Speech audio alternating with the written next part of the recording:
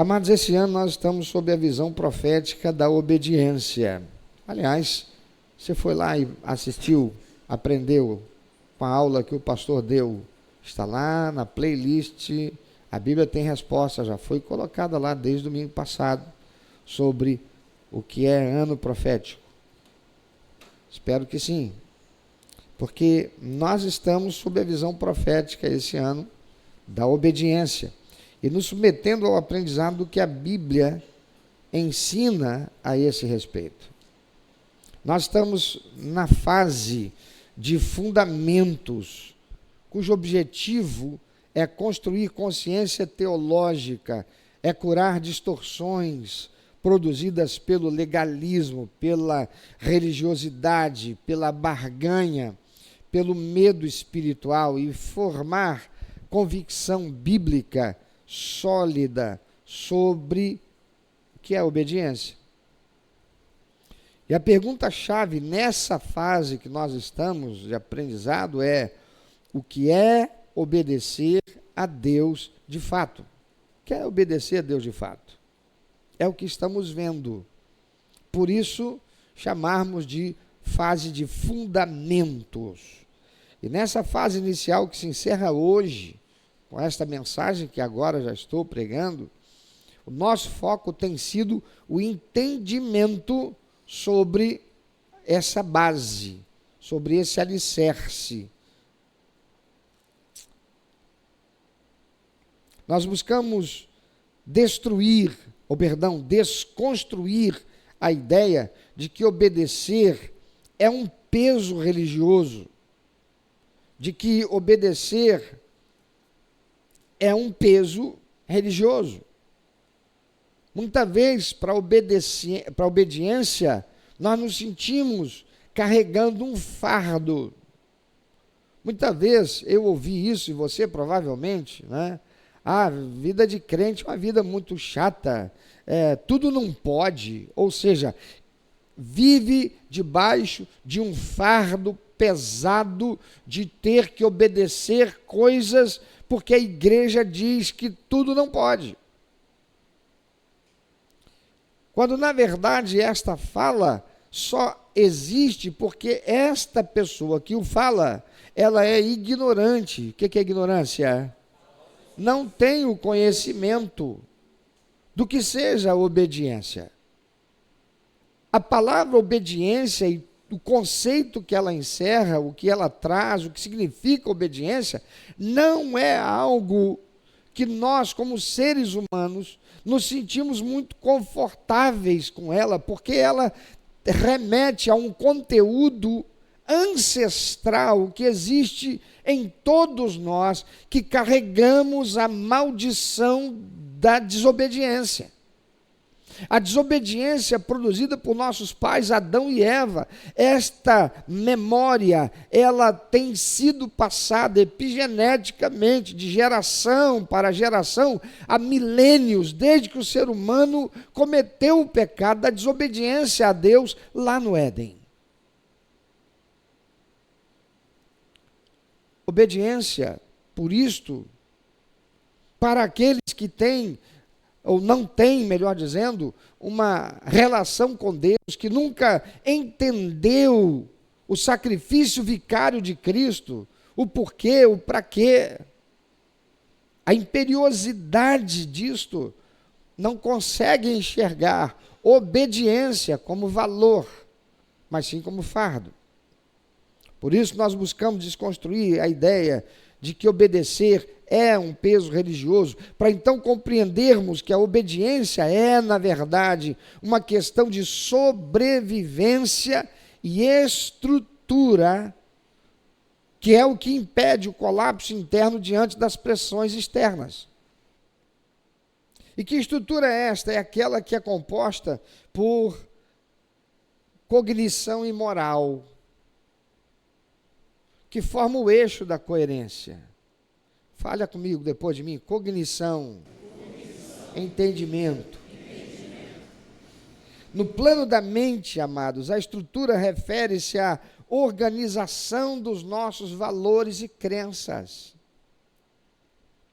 Quando o indivíduo decide obedecer aos princípios de Deus, ele está estabelecendo um esqueleto moral. Sem a obediência, a mente vive em um estado de fragmentação. O que é isso? Hoje eu decido por um impulso, amanhã eu decido por conveniência. Não há uma estrutura. Eu tomo as decisões de acordo com a situação. Não há um norte. Não, eu vou decidir porque olha aqui, ó. Aqui diz assim, ó. Isso gera uma sobrecarga no sistema de tomada de decisão. Aqui, ó, nossa alma, nosso cérebro. A obediência, ela simplifica a vida. Ela cria uma estrutura onde o sim e o não já estão fundamentados em algo imutável. Daí o Senhor Jesus dizer, seja o seu sim o quê? E o seu não o quê? O que ele quer dizer com isso? Não faça, não tome as suas decisões de acordo com as conveniências ou as circunstâncias. Sim tem que ser sim em qualquer circunstância. Não tem que ser não em qualquer circunstância. O Senhor Jesus está ali estruturando como é que deve ser a postura de vida de um verdadeiro discípulo dele. Isso reduz a ansiedade, fortalece o caráter, permitindo que a pessoa mantenha a sua forma, mesmo sob o peso de tentações ou de crises. Segundo, estrutura de identidade. A obediência comanda comanda o seu eu. Aqui nós falamos da estrutura da personalidade. Amados, o pecado e a desobediência agem como uma força de desintegração para fragmentar quem nós somos. A obediência ao senhorio de Cristo reorganiza as peças do nosso interior. Porque tem tanta gente vivendo em sofrimento, porque o seu interior está fragmentado. A pessoa se sente quebrada. Quem já se sentiu quebrado aí? Já se sentiu quebrado? Ao obedecer, o ser humano alinha a sua vontade à vontade do Deus vivo e Criador. Esse alinhamento cria uma rigidez funcional, no melhor sentido do termo, onde a identidade do crente não é mais abalada por opiniões da cultura ou pelas flutuações das emoções. Quanto jovem crente, quando vai para a faculdade, lá se perde. Por quê?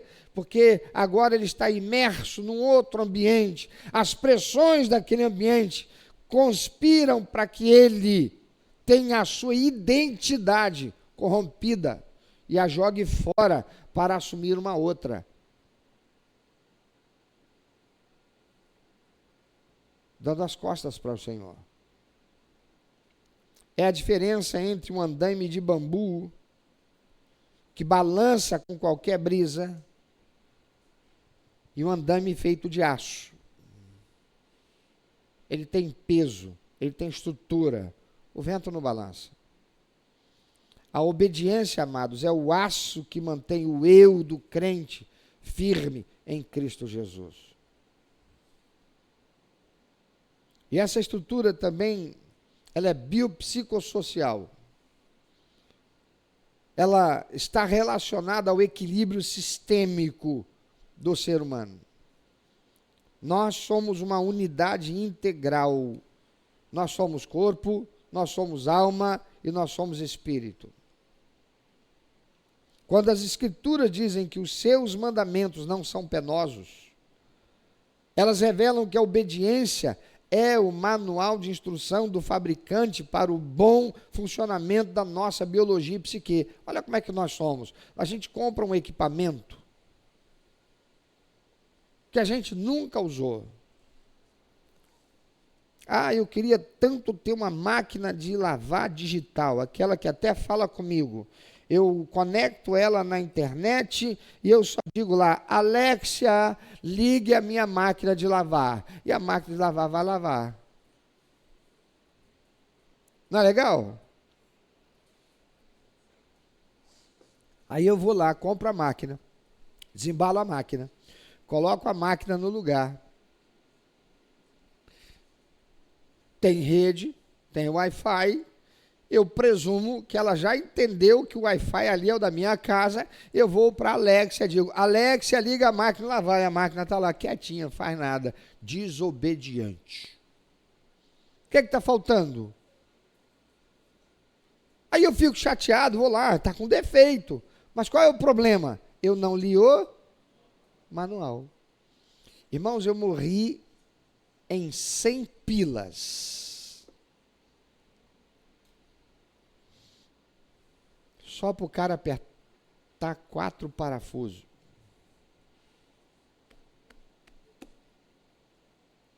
Os caras chegaram com a máquina de lavar lá em casa, que eu dei de presente para a mamãe da minha casa. Não, brincadeira, foi não. Mas eu comprei uma máquina de lavar e a máquina chegou. Maravilha. Os camaradas chegaram entregando a máquina. Quando ele chegou a máquina, ele perguntou assim, o senhor quer colocar a máquina onde? Eu falei, não, você pode deixar aí, depois eu coloco. Não, essa máquina aqui não é igual a outra, não. Aquela que o senhor tem lá, aquela o senhor mesmo arrasta ela para qualquer lugar. Essa daqui, o senhor não consegue não, porque ela tem quase 100 quilos. Aí eu olhei para ele e falei assim, tá... Olhou para mim, viu, barrigudinho. Isso aí não aguenta com nada. Aí falou, não vou discutir não, ele está querendo trabalhar, deixa ele. Então você pode colocar lá no lugar para mim? Eu falei, posso, podemos sim. Colocou. Aí virou para mim e falou assim, o senhor quer que a gente desembale? Falei, camarada prestativo, né? Por gentileza. Ele foi, desembalou tudo. Ele virou, falou assim, o senhor vai chamar um técnico para instalar? Ou o senhor quer que a gente instale? Falei, amigo, máquina de lavar. Tem uma saída da água e tem uma entrada de água e tem uma tomada na eletricidade. Simples, estou acostumado com a outra. Conecto aqui, conecto ali, somebody love. Ele virou para mim e disse assim, não, essa máquina aqui não é assim não. Se o senhor não souber fazer, se o senhor não chamar um técnico, o senhor vai estragar a sua máquina. Eu cocei a cabeça e falei, rapaz, esse negócio aqui é eletrônico. A outra era mecânica. Se o senhor quiser, a gente pode instalar para o senhor. Eu virei para ele e falei assim, vai me custar quanto? Ah, o senhor vê aí. Irmão, esse negócio de você, o senhor vê aí. Eu falei, não, meu amigo, aquilo que é tratado antes não é caro nem barato para ninguém. Você fala para mim quanto você quer. Ele falou, não, só dá um agrado aí para a gente. Ele falou, olha só, agrado pode ser um copo d'água com açúcar. Eu falei, não, mas o senhor não tem cara de que vai dar um copo de água com açúcar? Eu falei, isso aí é um comerciante. É? Esse é um comerciante. Falei, tá bom. Aí eu fiquei pensando aqui, poxa, se eu for contratar um técnico, só para o cara chegar aqui, o cara vai me cobrar, sei lá, 200, 300 reais, não sei. Vai sair da empresa, vai ter que ser, vou morrer numa grana. Aí eu pensei que eu acho que 100 reais, se eu der 100 reais para eles, não vai ser uma coisa que eu vou ficar constrangido, porque ele vai achar que é pouco, e, né? Então tá bom, então pode fazer aí. Irmãos, virou a máquina. A máquina vem com 4 parafusos que prendem uma parte para dar segurança ao equipamento. Se de fato você não desparafusar e tirar aquilo ali, quando você ligar a máquina, quebra a máquina por dentro. Trava o negócio. Tirou os 4 parafusos. Conectou a água. Conectou o tubo na coisa de descarga. Conectou na eletricidade e disse, está pronto. E eu disse, mas era só isso? Ele disse, o senhor acha que é só? O senhor ia tirar esses parafusos? Eu disse, não. Eu falei, pois é. Como ninguém lê manual, certamente o senhor não iria ler manual. Eu olhei para ele, mas eu ia. Só que eu me deixei levar pelas circunstâncias. Eu me deixei levar pela pressão do momento. E eles souberam usar isso. E eu entreguei R$100 com dor na minha alma. Falei, nunca foi tão caro deixar de ler o manual. Sabe, amados, muitas vezes nós estamos fazendo isso na nossa vida. E a estrutura biopsicossocial, esse equilíbrio sistêmico é importantíssimo, porque quando nós lemos, estudamos a palavra de Deus, e as Escrituras dizem que os mandamentos do Senhor não são penosos, elas revelam que a obediência é o manual de instrução do fabricante para o bom funcionamento da nossa biologia e psique. Mas se a gente não lê o manual, a gente fica à mercê daqueles que dizem que sabem e se prevalecem sobre a nossa ignorância. Tem muita gente aí se tornando rebelde porque estão sob a influência de um líder religioso, de alguém que tem que ter realmente conhecimento, firmeza, profundidade, para ensinar a palavra de Deus. Mas a palavra de Deus não diz que você tem que ouvir meramente que eu, que estou aqui como líder espiritual, como pastor, como o mentor, como o mestre, te ensinando, que você engula isso sem olhar e conferir com o manual. É por fazer isso que tem tanta gente desigrejada, saindo das igrejas, porque em algum momento elas chegam à realidade de que foram enganadas por uma pregação de palavras que não condizem com a vida daquele que está pregando. E porque não tem conhecimento da palavra, não sabem nem discernir que talvez aquele que está ocupando o lugar de um pastor, talvez seja um abusador, um agressivo, um abusador emocional dentro de casa, um malversador das coisas, dos recursos financeiros, da obra do reino de Deus, a igreja, mas está pregando a palavra. E Jesus disse a respeito dos fariseus, ouçam e sigam tudo o que eles ensinam, mas não copiem o procedimento deles, que eles são tudo sepulcaiados. Estão ensinando direitinho, mas eles por trás eles fazem errado. Mas aquele que tem o manual, quem tem o manual? Quem tem o manual? Quem tem o manual? Quem tem o manual? Qual é o manual? A Bíblia Sagrada. Não se deixa levar. Não é desestruturado. Tem estrutura. A desobediência, amados, a princípios como o perdão, a castidade, a honestidade, o descanso, gera um estado de estresse crônico. Você tem ouvido muito falar sobre isso na internet, aqui na igreja, pelo pastor, pela irmã Flávia, por outros líderes aqui que têm sido instruídos, que estresse crônico significa cortisol elevado na corrente sanguínea, inflamação sistêmica no nosso organismo e exaustão emocional. Portanto, a estrutura aqui é o equilíbrio homeostático, ou seja, a estabilidade das funções do nosso organismo, da nossa biologia, do nosso corpo físico e das suas composições químicas. Obedecer a Deus estrutura a nossa saúde mental e emocional, porque nos coloca para funcionar dentro dos parâmetros para os quais nós fomos projetados por Deus. Quem é que te projetou?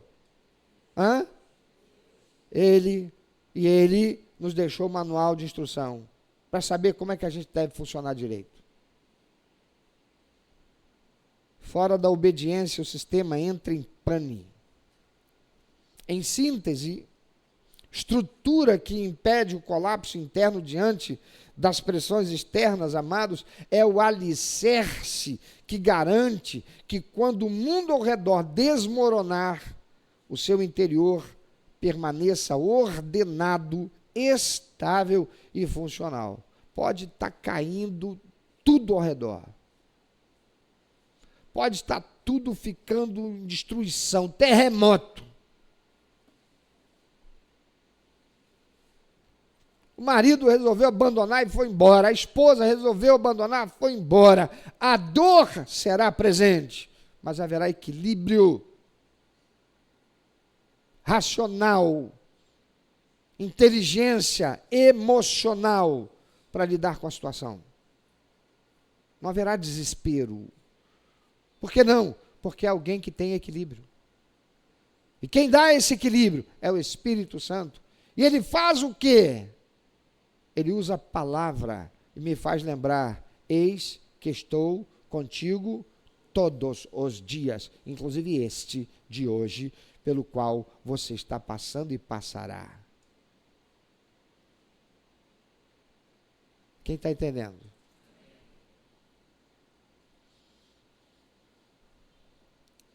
Essa estrutura é o que transforma um amontoado de tijolos, que é o conhecimento bíblico que a gente tenha, em um edifício habitável e resistente, que é a nossa vida cristã, por causa deste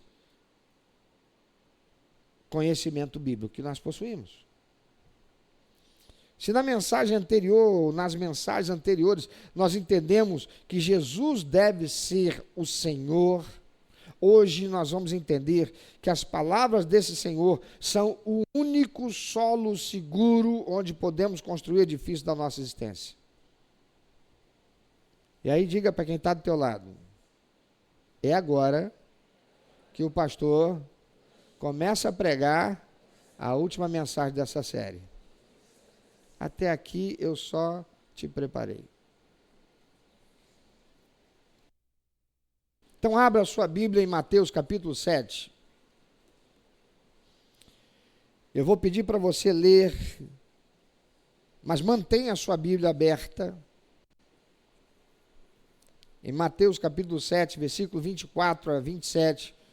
Mas nós vamos ler aqui no telão, na versão revista e atualizada. Por favor. Eu vou pedir para você ler bem forte essas palavras finais do Sermão do Monte, em que Jesus Cristo está apresentando o maior tratado de ética e comportamento já proferido na história da humanidade. Não poderia ter sido por outro, senão por ele. Então você pode ler bem forte. Todo aquele, pois, que ouve estas minhas palavras e as pratica, será comparado a um homem prudente que edificou a sua casa sobre a rocha. E caiu a chuva, transbordaram os rios, sopraram os ventos, e deram com ímpeto contra aquela casa, que não caiu, porque foi edificada sobre a rocha. E todo aquele que ouve estas minhas palavras e não as pratica, será comparado a um homem insensato, que edificou a sua casa sobre a areia. E caiu a chuva, transbordaram os rios, sopraram os ventos, e deram com ímpeto contra aquela casa, e ela desabou, sendo grande a sua ruína. Leia novamente bem forte, por favor, porque nós vamos dar ênfase ao verso 24. Todo aquele, pois, que ouve estas minhas palavras e as pratica, será comparado a um homem prudente que edificou a sua casa sobre a rocha. Jesus está falando da escuta que transforma. Ouvir não é entender. Você pode repetir isso? Ouvir De novo, ouvir não é entender. Reflita um pouquinho sobre isso. Ouvir não é entender. Jesus começa com uma condição. Ele diz: todo aquele que ouve e pratica. Ele não para em ouvir. Ele não diz: todo aquele que ouve as minhas palavras será comparado a um homem prudente. Não, ele diz: todo aquele que ouve as minhas palavras e... Eu quero te perguntar, quando você sai daqui no culto de domingo de manhã, quando você sai daqui no culto de domingo à noite, quando você sai daqui numa quarta-feira, depois de você receber a instrução da palavra, na Bíblia tem resposta. Você sai daqui, o que é que você faz com aquilo que você recebeu? Com aquilo que você ouviu? Porque se você não pratica, você só ouviu, não serve para nada.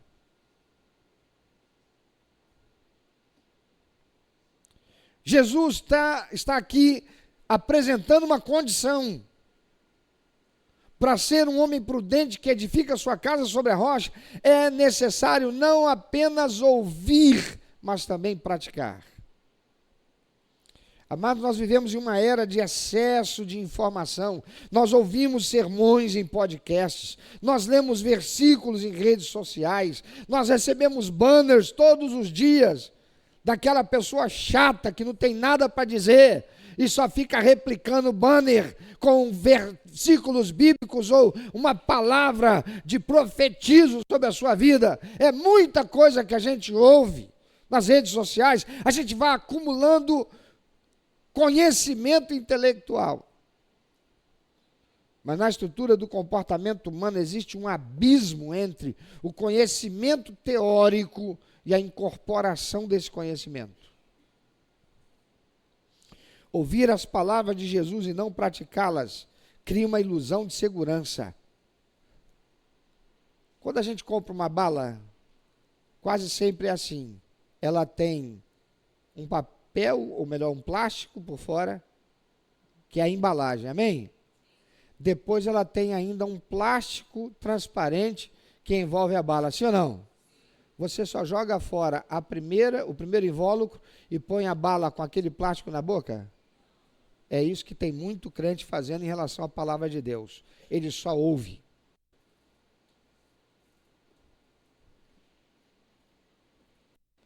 É como colocar a bala com plástico na boca. Ele só tira a primeira camada. Ouvir as palavras de Jesus e não praticá-las, amados, cria uma ilusão de segurança. Eu posso até sentir um saborzinho da bala com aquele plástico na minha boca, mas eu não vou conseguir chupar a bala realmente. É o que nós chamamos de autoengano. Quando você conhece a verdade, a palavra conhecer significa o quê? Intimidade profunda. Quando você conhece a verdade, mas não a aplica, então, de fato, você não conheceu no sentido lato da palavra. Você soube. Mas me permita usar essa mesma expressão, ainda que não na sua profundidade. Quando você sabe a verdade, mas não a aplica, o seu cérebro registra que você já sabe. E isso anestesia a sua consciência. Aí eu já sei. Mas sabe por que tem tanto crente com aquelas práticas erradas ainda e que levam ao pecado? Pecado à desobediência, pecado à insubmissão, pecado à rebeldia, pecado à autossuficiência e outros pecados. Sabe por quê? Porque sabe. Por exemplo, se você comete um erro, mas você não reconhece, você não confessa, você não pede perdão e você não toma uma atitude prática dizendo, não quero e não vou mais fazer isso. Você vai fazer de novo, e vai fazer de novo, e vai fazer de novo, e vai fazer de novo. E Satanás, a cada vez que você fizer de novo, ele vai aqui de fora incentivar a sua mente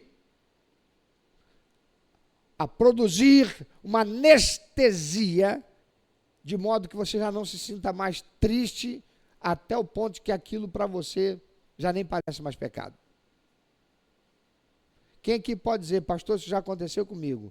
Eu, quando reconheci o pecado a primeira vez, senti uma tristeza, aquela coisa, mas depois, quando eu pequei de novo, até fiquei triste, mas lá pela terceira, quarta, quinta vez, eu já não estava nem sentindo mais aquela tristeza, e a coisa foi assim. Quem aqui além de mim?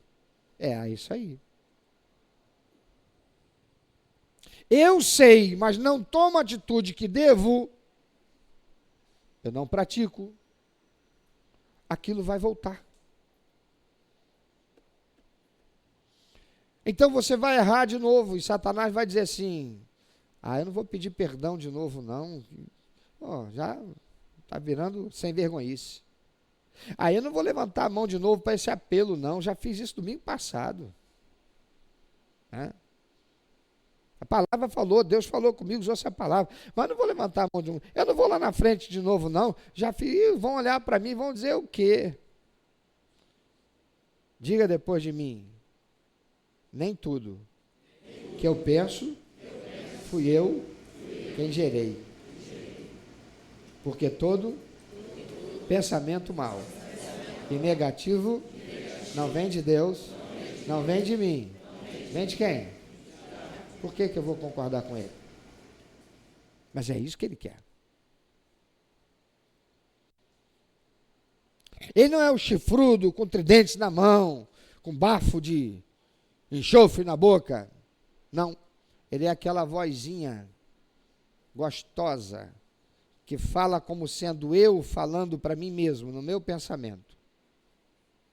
Para me seduzir, a me sentir constrangido, a não tomar atitude, a não fazer aquilo que eu sei que devo fazer. E a palavra de Deus, pelo apóstolo Tiago, diz, aquele que sabe o bem que deve fazer e não faz, comete pecado. Mas quando você sabe a verdade, não a aplica, o seu cérebro registra que você já sabe, isso anestesia a sua consciência. Errou, se arrependa, confesse, peça perdão, faça conserto. Sabe aquela coisa, eu peguei um livro emprestado, na hora de entregar, estou mandando recado para ninguém, amém?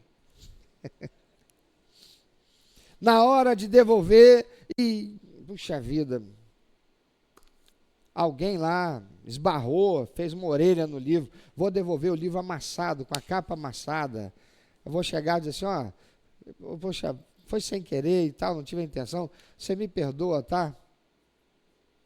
Me perdoa, tá? Resolve o problema dele? Aquele livro talvez, né? Foi só aquilo ali, a pessoa pegar e falar assim, está perdoado. Legal. Só que você pegou, foi uma tigela. E a tigela caiu e quebrou. E não é porque você foi sem jeito. Estava com você. Não vou usar tigela, não vou usar uma outra expressão.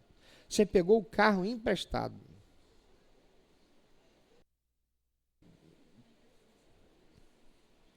Não acontece com ninguém isso aqui. Você pegou o carro emprestado. Você foi fazer alguma coisa, a pessoa te emprestou o carro. Você foi passar num quebra-mola, você não prestou atenção, estava o quebra-mola ali, tu não freou a tempo. Bateu na traseira do outro carro. Amassou o para-choque do carro que você está usando. Na hora que você vai devolver o carro. Ou o cara que estava na frente estava sem a luz do stop, né, de freio, está com defeito, ele não deu sinal de que ia frear, e você bateu na traseira dele. A responsabilidade foi dele, embora você que tenha batido. Certo? Aí você chega com o carro, com o farol do seu carro, que é emprestado, quebrado, você vira para o dono, cara, aí, eu sinto muito, mas o cara lá, o carro dele estava sem freio, estava sem luz de freio, e não deu tempo, e infelizmente, eu vou te perguntar, resolve o problema do dono do carro? Não, resolve o seu? Você vai achar que sim. Mas não só ele não vai te emprestar o carro, mas ele vai dizer para todo mundo: sabe, fulano, se te pedir carro emprestado, empresta não. Porque qual era o certo? Para você nunca mais fazer nada disso. Por exemplo, pegar o carro emprestado. Paga um Uber. Ou então pede a pessoa: você pode... Não, você pode dirigir para mim? Você pode ir lá me ajudar? Você pode pegar comigo?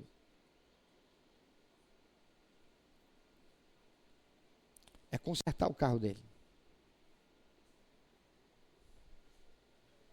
Mas quando eu não sofro em mim a responsabilidade dos meus atos, quando eu não faço aquilo que devo para que o meu cérebro, a minha mente, seja impregnada da informação daquilo que eu devo fazer, eu vou fazer de novo, eu vou fazer de novo, eu vou fazer de novo. Então eu não peço perdão quando eu erro. Chega uma hora que eu já não peço perdão. Eu sei que errei. E fico esperando que o outro entenda que eu já entendi que eu errei. E aí eu não sou nem de aceitar o confronto do Mateus 18,15. Você errou aí. Eu sei que errei, mas ainda fico zangado se eu sou confrontado. Por quê? Porque eu sei a verdade, mas quando eu não aplico, meu cérebro registra que eu já sei. Mas a minha consciência fica anestesiada. Quem está entendendo? Você se sente espiritualmente maduro porque conhece a teologia, ou melhor, você sabe a teologia, mas a sua vida continua frágil porque falta a prática. A obediência, amados, como fundamento espiritual, começa quando a palavra desce da mente, intelecto, para as mãos, para provocar ação. Mas para ela descer da mente e vir para as minhas mãos para ação, ela tem que passar onde?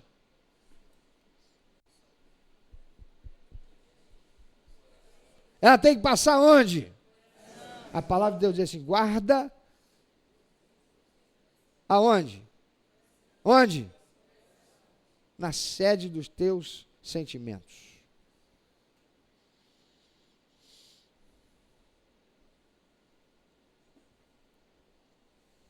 Fundamento espiritual, a obediência, começa quando a palavra de Deus sai da minha mente e ela enraiza na minha alma.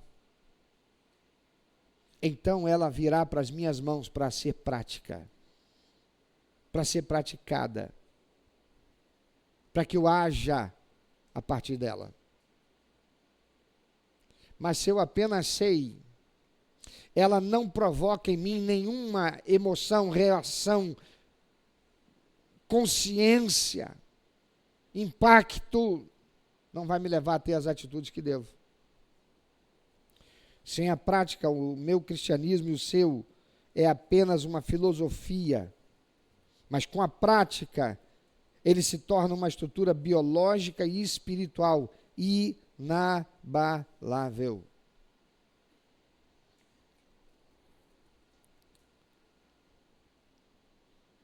Vamos cavar fundo a rocha. Porque o texto nos fala de um homem prudente.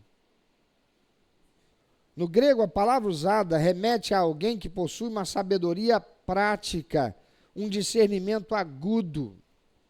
Esse homem não escolheu a rocha por acaso. Ele escolheu a rocha porque ele sabia que a superfície é enganosa. Um engenheiro calculista, um engenheiro estrutural, ele vai chegar aqui, ele vai olhar assim: esse prédio já está construído, está tudo aqui. Não, esse solo aqui ele é firme, está tudo certo.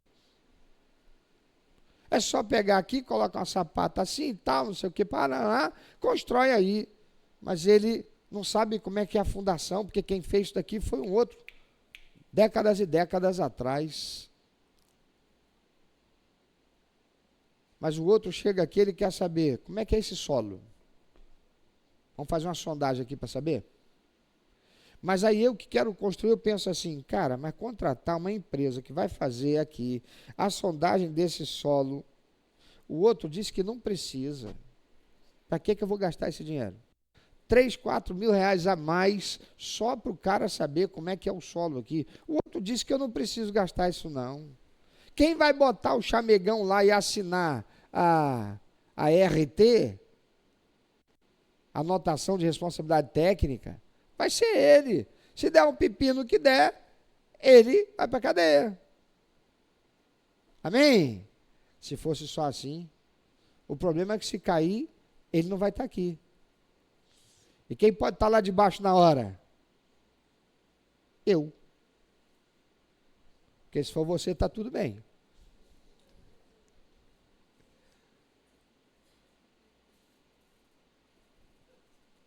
Mas fala para mim, quando você vai construir alguma coisa na sua casa, você pensa o quê? Ah, rapaz, eu sei.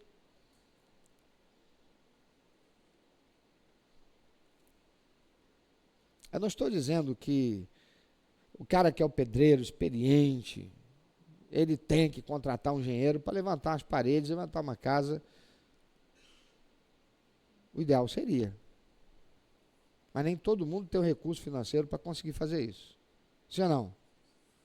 Mas se você se basear apenas no que você sabe, em algum momento você pode ter ou sofrer uma situação difícil. Aquele homem não escolheu a rocha por acaso. Ele sabia que a superfície é enganosa. Edificar sobre a rocha, amados, exige o quê? Esforço. Você pode repetir depois de mim? Edificar. Sobre a rocha exige esforço. Você vem aqui todo domingo de manhã participar do culto, celebrar a Deus, cultuar o Senhor, fica aqui para ouvir a palavra. Se você fica aqui só para ouvir a palavra, você jogou seu tempo fora.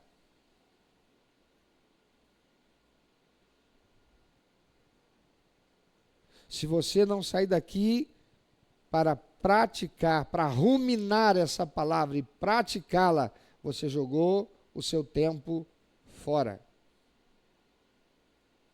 A razão pela qual tantos crentes estão aí, eu não entendo. Por que que a minha vida não prospera?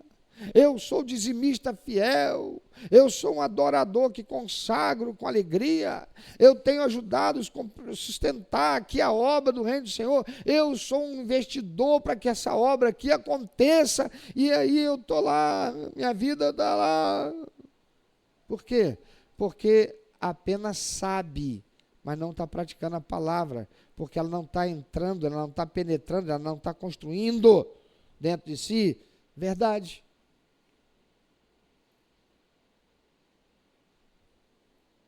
Porque edificar sobre a rocha exige o quê?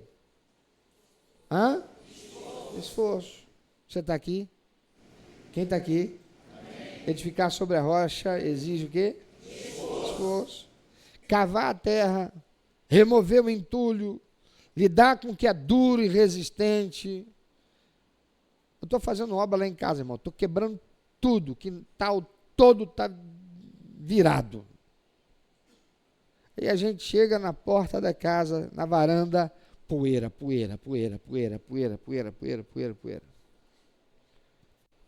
Os calçados que ficavam num cômodozinho que a gente tem lá de fora da casa, guardadinho lá, tudo entulhado num canto. Eu imagino a Flávia, como é que deve estar, conhecendo a Flávia que eu conheço, como é que deve estar para ela. Ela chega lá e olha aquelas coisas tudo fora do lugar onde deveria. Imagino como aquilo deve mexer com ela. Mas isto é porque a gente está consertando um problema muito sério, que lá na frente a gente vai se alegrar, porque não teremos mais nenhum daquele problema. O piso estava todo cedendo, o piso estava todo afundando, os azulejos estavam todos rachando e quebrando, e algumas partes já estavam virando como se fosse uma faca pronta para quem sem querer passasse a perna ali e cortar até o pé. Por quê? Porque quem construiu, e foi uma construtora, fez de qualquer jeito. Deu 15 anos de garantia. No 16º ano o negócio começou a afundar.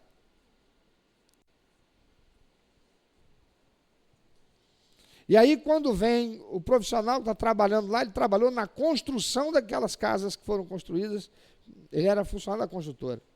Ele disse, pastor, isso aí tudo está acontecendo, todas essas casas, meu condomínio são 78 casas, todas elas estão acontecendo a mesma coisa.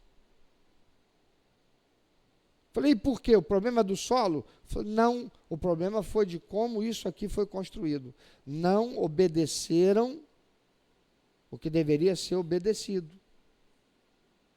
Simplesmente chegaram aqui, colocaram uma tela de arame parecendo aquela tela de galinheiro e jogaram concreto por cima.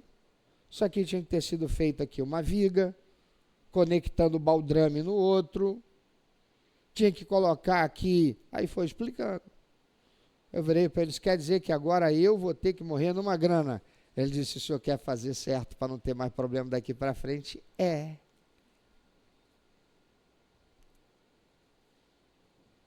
Quem está entendendo? Edificar sobre a rocha exige esforço. Cavar a terra, remover entulho, lidar com o que é duro e resistente. Mas se você não tiver disposição para fazer isso, sua vida não vai ser diferente. A obediência como fundamento, amados, exige que cavemos fundo na nossa própria alma para remover o entulho do orgulho, da autossuficiência, dos traumas que nos impedem de confiar plenamente em Deus. A rocha aqui é a própria palavra de Cristo. Quando nós decidimos obedecer, nós estamos decidindo que a nossa vida não será guiada pelos nossos sentimentos, que são voláteis como areia. Olha o que diz a palavra de Deus. Enganoso é o quê? O coração. Nem seremos guiados pelas circunstâncias externas.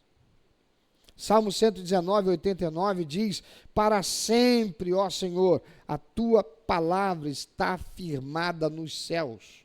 Se a sua vida estiver firmada no que é eterno, ela participará da eternidade dessa fundação. Mas se estiver firmada no que é temporal, opinião dos outros, dinheiro, circunstâncias, sucesso momentâneo, você está dizendo, não, porque quando eu passar naquele concurso, e você vive em função disso, e tudo mais da sua vida fica deixado para trás, porque teu alvo é só aquele, está focado só para o aqui, para o agora, não há a atemporalidade das coisas para as quais você foi criado em Cristo Jesus. Então você vai sofrer erosão do tempo. Chega um momento, tu olha para trás e diz assim, rapaz, estou com 40 anos, o que eu construí? E aí vem aquele desânimo, porque você olha para frente e diz, agora eu estou velho.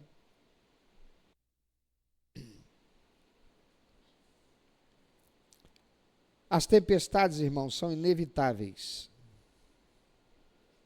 Um erro grave que muitos cometem é pensar que a obediência a Deus nos isenta das tempestades. Observem que tanto o homem prudente, no texto, quanto o insensato enfrentaram o quê? O mesmo temporal. Aquele temporal, aquela chuva pesada, caiu tanto sobre o que construiu a casa na rocha, quanto sobre o que construiu a casa na areia.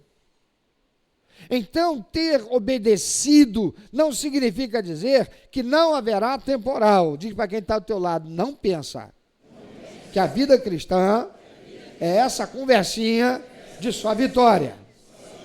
Ou seja, nada acontece, nada abala. Sim, vem. A notícia da doença, vem. A notícia do desemprego, vem. A notícia da empresa que quebrou, vem. A notícia de que vão mexer no teu dinheiro, vem.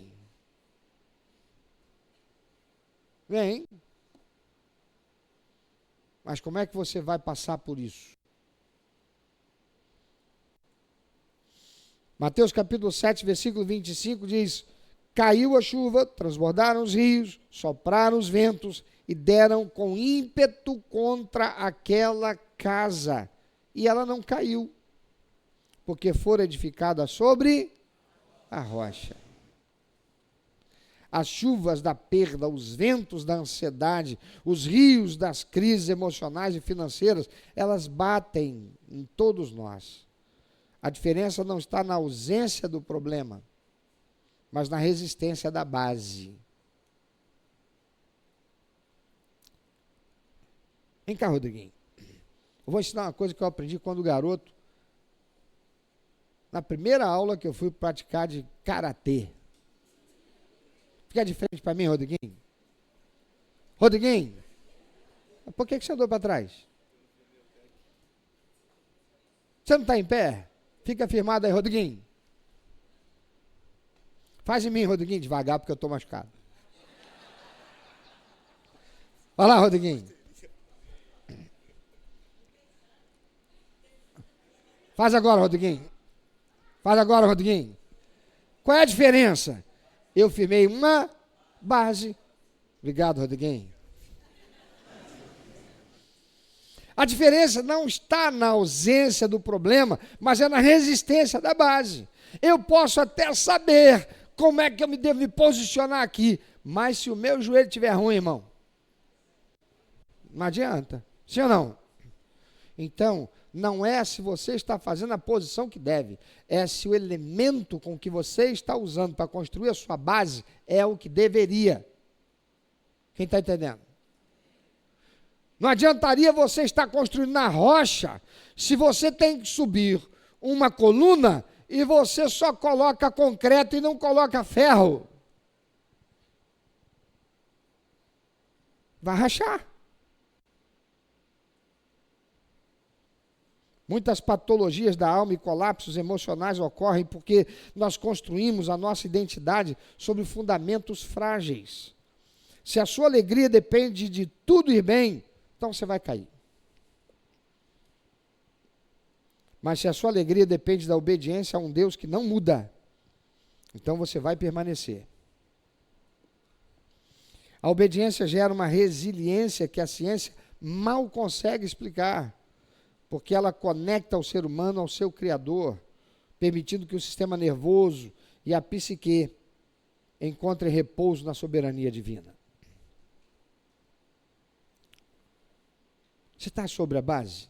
Sob a base? Está firmado sobre a base? A base é Jesus. Você só está ouvindo, ou você, como ovelha, rumina e parte para praticar? Então, porque você não só ouve, você pratica uma vez e não tendo ficado resolvido, você insiste ou você desiste? Você é alguém que realmente reconhece quando você erra, confessa com a tua boca, com humildade, com disposição para não voltar a errar. Sofre o constrangimento para que haja um impacto moral que vá provocar uma transformação, uma metanoia, uma mudança na tua mente, uma formação de uma trilha neural diferente, para construir um comportamento diferente, ou você se acomoda? Pensa sobre isso. Nós estamos falando sobre os fundamentos da obediência. A obediência, amados, é o alicerce para a construção de uma vida que vai prosperar em Cristo Jesus. Eu não estou falando de alguém que vai ganhar dinheiro, que vai comprar casa própria, que vai comprar carro.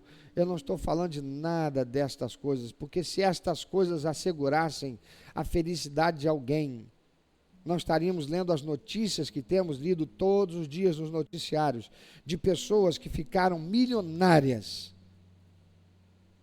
mas da forma errada.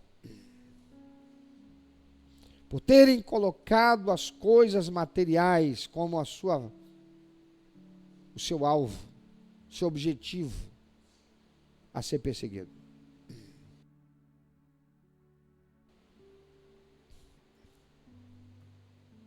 Obedecer, irmãos.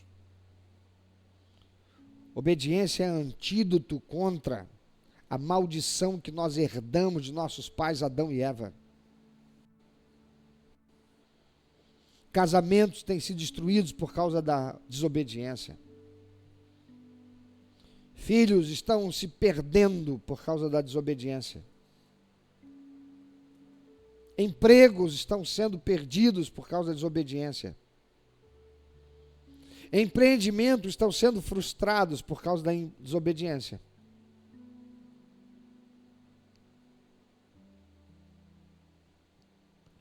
Projetos que começaram sob a bênção de Deus passaram a dar errado, porque em algum momento a desobediência se manifestou.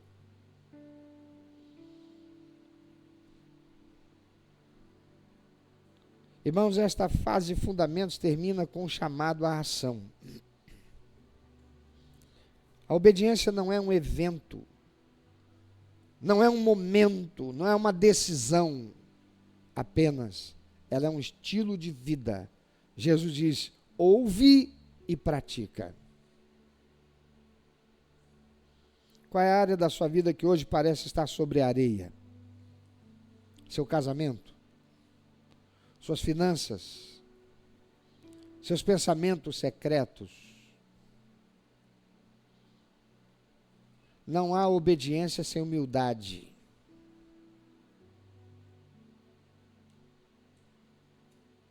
Sem humildade, mulher, você não obedece a palavra de Deus que diz: submetam-se aos seus maridos.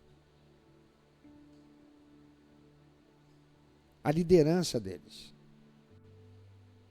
Sem humildade, meu irmão, não existe o maridos. Vocês devem se entregar pelas suas mulheres. Se necessário, dar sua vida por elas. Sem humildade, não existe a obediência do filhos. Honre seus pais. Sem humildade, não existe a obediência ao obedecer os vossos pastores, porque velam por vós, como quem há de dar contas. Sem humildade, não há o sujeitai-vos, pois, a Deus e resistir ao diabo, para que então ele fuja de vós. A obediência é o que traz cura para as nossas distorções. Quando você obedece, você mata o legalismo, porque você entende que a regra é para o seu bem, mas não para a sua punição. Você mata a barganha, porque você entende que Deus já te deu a rocha, que é Jesus Cristo. Você não tem que negociar nada. Então hoje, peça ao Senhor: Senhor, me desperta cada dia mais. Eu quero cavar mais fundo. Eu quero que a tua vontade seja o meu chão. Eu me submeto hoje. Eu tomo hoje essa atitude. Senhor, domingo passado eu me levantei naquele apelo e hoje eu renovo essa minha aliança, porque eu quero construir na minha alma, no meu cérebro, um caminho neural, uma disposição que se torne predisposição para obedecer o Senhor em tudo.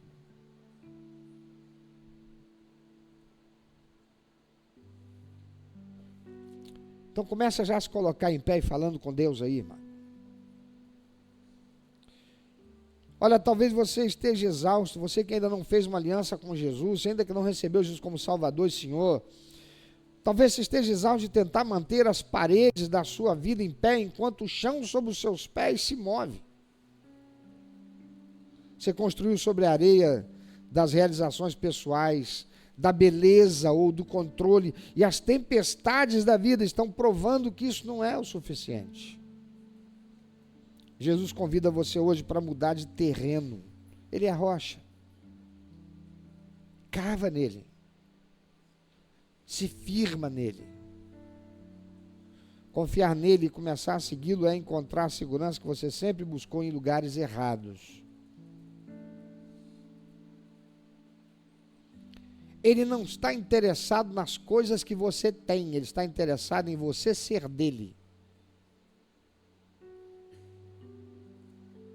É por isso que esta igreja aqui prega diferente.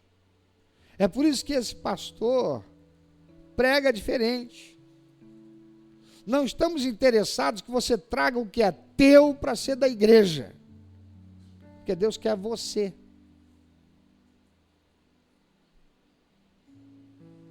Porque aquilo que você tem e que você vem, você entrega para a igreja amanhã, porque a palavra de Deus não está no teu coração e você não está firmado na rocha que é Cristo, você vai se decepcionar porque as coisas na sua vida não serão diferentes. E você terá acreditado numa lorota, numa pregação ufanista.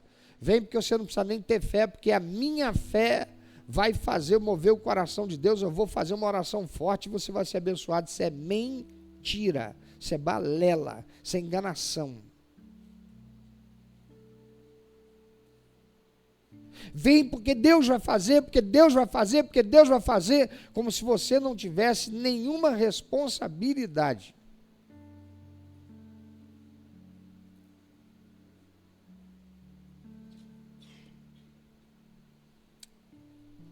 Nós somos os protagonistas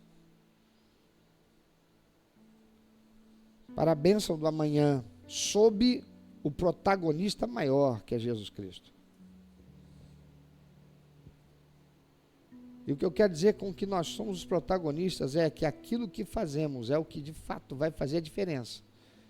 Porque o braço do Senhor não é movido, porque eu recebi Jesus como meu Salvador e Senhor, mas não tornei Ele Senhor da minha vida.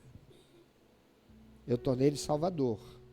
Eu disse, não, Ele é meu Senhor, mas eu ouço a palavra e não pratico. Se eu só ouço a palavra e não pratico, Ele pode até ser meu Salvador, mas ainda não é meu Senhor. Então pare de buscar nos lugares errados para encontrar a segurança que você precisa, só na rocha, que é Jesus. Salmo 18, verso 2, a palavra do Senhor diz, o Senhor é minha rocha, a minha cidadela, o meu libertador, o meu Deus, o meu rochedo em que me refugio. Seja Ele o teu Senhor, entronizado no teu coração, na tua mente, na tua alma. E que esta manhã, mais do que você saber, você comece a conhecer, ter um relacionamento, ter intimidade, praticar a verdade, a palavra de Deus, os princípios e valores do Senhor, que você tem recebido todos os dias, quando você lê a palavra e medita nela. Todas as vezes que a pregação é apresentada e você a recebe e coloca em tua vida. Porque não é o pastor com uma oração e uma ação mística num culto em que a presença do Senhor se faz notória, que vai mudar a tua vida. É você que não apenas por saber, mas por conhecer, coloca em prática.